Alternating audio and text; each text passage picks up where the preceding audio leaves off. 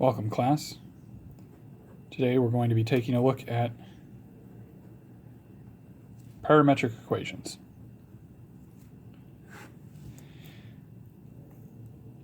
Now, parametric equations, you can view them as from a couple different ways. For one, let's say that you have a system of equations, and who knows what they are. Maybe we'll have z plus w plus x plus y equals 28. And maybe we have 2w minus 3z equals 4. And we'll do x plus y equals 5. And 4x plus 4y equals 20. Okay, and you want to know what each of these, you want to be able to solve for the variables. And so we have 4 equations and 4 unknowns, but we do have a problem, and it's fairly obvious, but these 2 equations are really the same, right? This equation here, number 4, is simply equal to equation 3 if you multiply it by 4. And so in this case, what we really have are 3 equations and 3 unknowns. And so we can still kind of solve these by writing variables in terms of other variables, writing them as functions of one another. And so this is where we might assign, we'll say that we find that z is equal to c. I don't know what c is, but some constant. And w is equal to d, some constant, right? But then we don't know what y is equal to. And we don't know what x is equal to. Because all we have are equations that relate them to each other, but we can't actually solve for them. And so what we do is that we take x and we write, let x, or maybe in this case, maybe 4x, let that be equal to t. Right? So then we'd have that x is equal to 1/4 t. And then we can take that and we can plug it back into our equation over here, and we can solve for y in terms of t. And then if we will take that, then what we'll have if we use this equation here, we bring that down, we'll have 1/4 t plus y equals 5. And so then 5 is 5 minus 1/4 t. Now, hopefully this is looking somewhat familiar to you based on what we did on Friday. These look similar to equations of motion, which is a separate way of viewing parametric equations. This is a very pure mathematical way of viewing parametric equations as ways to solve systems of equations that we don't know about. Right? By picking a variable t, we can then choose values for t that will give us x and y. But in the case of mechanics, we have a situation where a ball is tossed off the top of a building, and if we graph that in the same way that we normally do, right, this being height, vertical distance, and horizontal distance, well, the trajectory of the ball is going to look something like this. It's going to look like a parabola. But how long is it going to take to hit the ground? And how, in that space, how far will it travel? If we know the equation of y as a function of x, maybe it's y equals 3x squared. Well, then we can figure out where it landed, right? Where it lands, it's going to be touching the ground, so its height is 0. We can plug in 0 here, solve for x, and we're fine. But what if we want to know anything about time? What if we want to know the height of the ball as it falls? We have to represent it using parametric equations. And there are ways that we can go from here to talking about x and y as functions of t. However, this is not a commonly done step. Typically, you go from these equations to the direct relationship between x and y.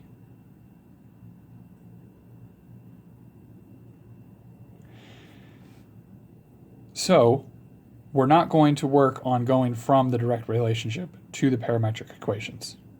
That's not what we will worry about. We will worry about going from the parametric equations to the direct relationship.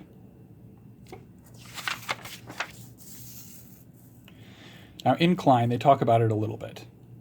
Let's set up an example similar to what they say. We've got an airplane. There's a wing, there's another wing off there. I've got an airplane. Let's say that it's moving 100 meters per second. There may or may not be a realistic speed, but just for simplicity, we're going to let that be 100. We're going to say that it's 1,000 meters in the air. And we're going to say that it drops a ball, and we want to figure out the trajectory of the ball. So, first things first, let's set up an axis so that we know where our 0 points are. So I want to say that the positive x direction is to the right, and the positive y direction is up. You know, pretty standard. That's how we tend to think about things. And we'll say that the initial x position is,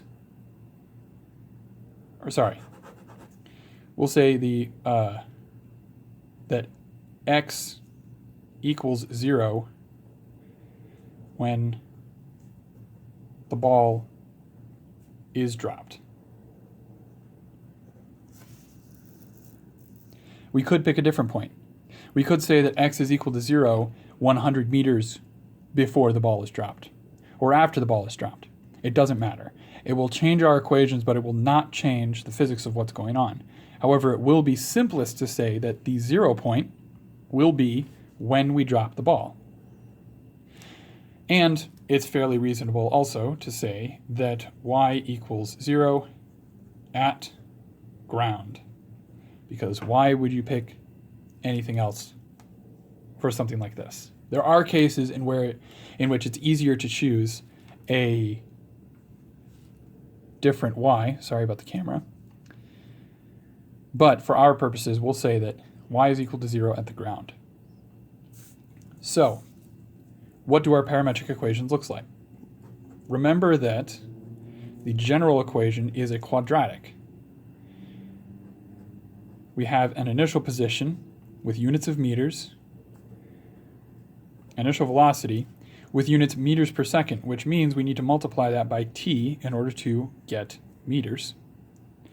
And then 1/2 times our acceleration in the x.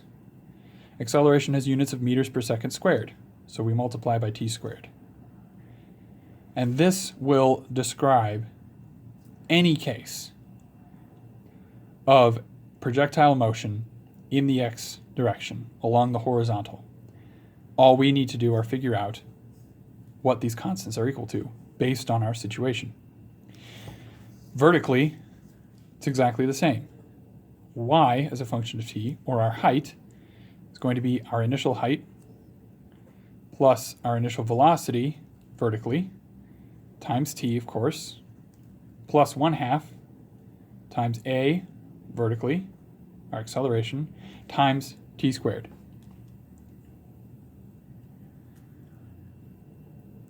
And we want to figure out what these constants are, and these will give us our parametric equations.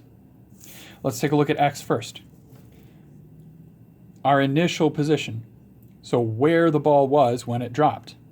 Well, by our 0 point that we defined, it's 0. When the ball is dropped, it's at position x equals 0.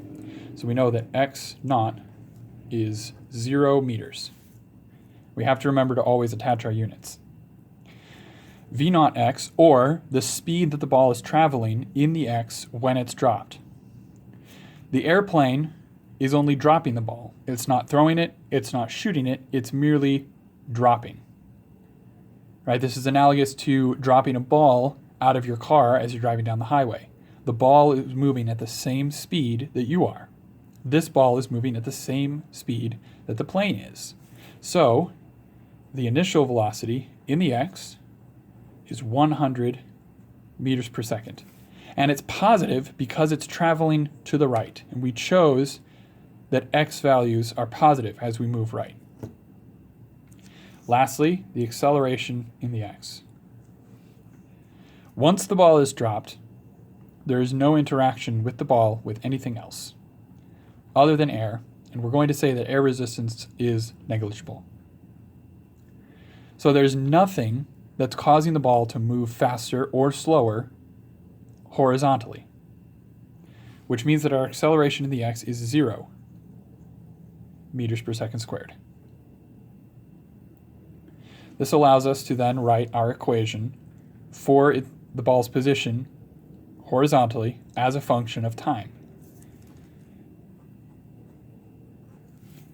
Our initial position is 0, and our acceleration in the x is 0, which means the only term that survives is our linear term here. So 100 meters per second times time. This describes the motion of the ball in the x direction, purely in the x direction. Now let's see what that looks like. So x is a function of t, which means t is our horizontal. X now is our vertical. It does not start at any non-zero position. So it starts here and moves linearly in the positive direction.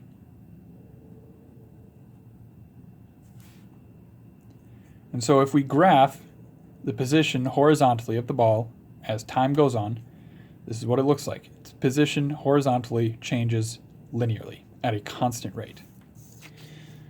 Similarly, we can come over here. We identified that our initial y position, we said that y is equal to 0 at the ground, which means since the airplane is at an altitude of 1,000 meters, our initial position is 1,000 meters above the 0 point. So, 1,000 meters. The initial velocity in the y, well, when the ball is dropped, let's, for the moment, imagine, as Klein does in your reading, that there is no gravity. Thus, there's nothing pulling the ball to the ground. And so it would continue moving forward along with the plane. So because there's no acceleration when we assume that there's no gravity, it's not moving up or down. So we know that the initial velocity is 0. And don't forget our units.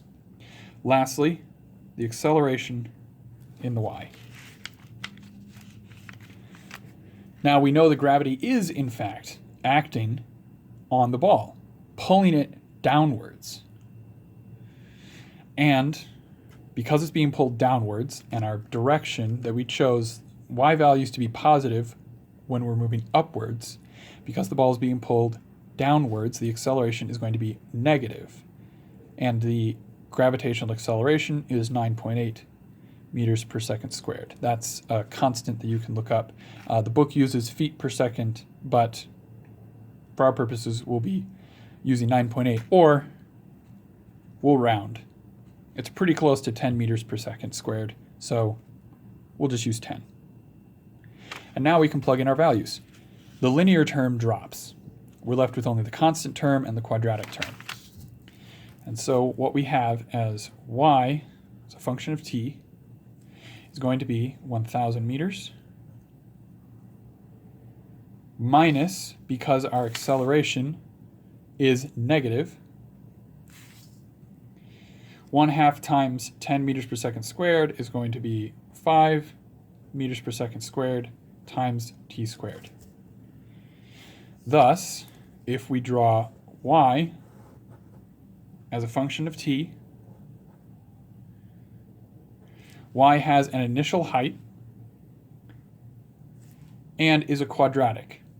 Because the quadratic term here is negative, we know that the parabola is going to be opening downward. Sorry again for the camera. It's going to look something like that. So let's put all this together then. The question remains, what is the direct relationship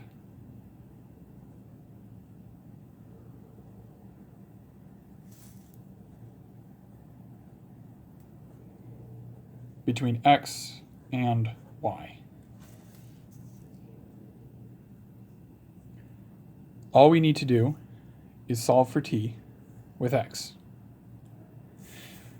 And at this point, I will drop units simply for the sake of convenience. X is equal to 100t, which means t is equal to 1 over 100x. Then we know that y is equal to 1000 minus 5t squared. We know that t is equal to 1 over 100x, so y is 1000 minus 5 times 1 over 100x squared. Simplifying,